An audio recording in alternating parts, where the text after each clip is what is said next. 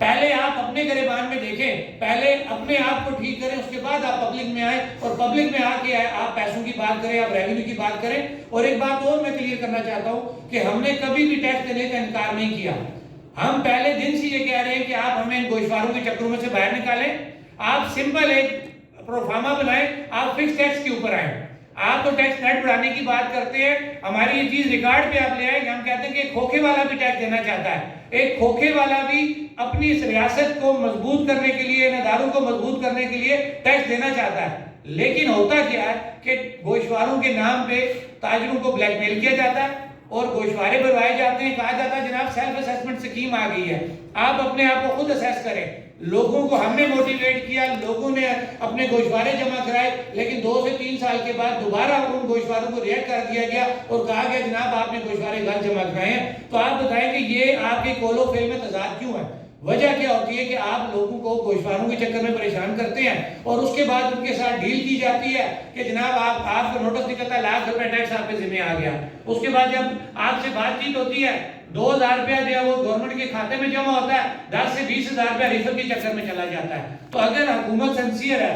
Income tax department sincere ہے، آپ نے آئینی ترمیم کرتے ہوئے اب آپ CBR بن چکے ہیں، اب آپ FPR کے پابند نہیں ہیں، تو ہم آپ کو کہہ رہے ہیں کہ بالکل ہماری ریاست ہے، اس کا ٹیکس نیٹ بڑھنا چاہیے، لیکن اگر آپ نیٹ اینڈ کلین ہاتھوں سے آئیں آپ کو فکس ٹیکس پہ آنا پڑے گا۔ آپ فکس ٹیکس میں آئیں، ہم ساتھ رہ کے لوگوں سے آپ کو ٹیکس لے کے دیں گے، لیکن وہ آپ کی عیاشیوں میں نہیں لگے گا۔ اتنی بڑی کابینہ کا ٹیکس ہم پورا نہیں کر سکتے، اتنی بڑی گاڑیوں کا ہم خرچہ پورا نہیں کر سکتے، آپ کو بھی اپنے آپ کو ڈاؤن سائزنگ کرنی پڑے گی، آپ کو بھی کفایت شہری پہ آنا پڑے گا، اس کے بعد ٹیکس کی بات ہوگی۔ میں خلاصے پہ جاؤں گا کہ ہم ٹیکس دینا چاہتے ہیں، لیکن ڈائریکٹ ٹیکس جو ہے آپ اس پہ آئیں، ہم فکس ٹیکس پہ آئیں۔ آپ یہ جو آپ ہم سے گوشوارے جمع کروا کے ہمیں بلیک میل کر رہے ہیں، یہ سروے بند کریں، اور اس سروے کو ہم نہیں مانتے، اور اگر اس سروے کے دوران اب کسی جگہ پہ کوئی وائلیشن ہوئی تو اس کی تمام تر ذمہ داری حکومت وقت پہ ہوگی، کیونکہ حکومت وقت نے عین اس ٹائم جس وقت ہماری یہ تحریک عروج کے اوپر ہے اور ہم نے حکومت کو 7 تاریخ کی، میری مراد 8 جنوری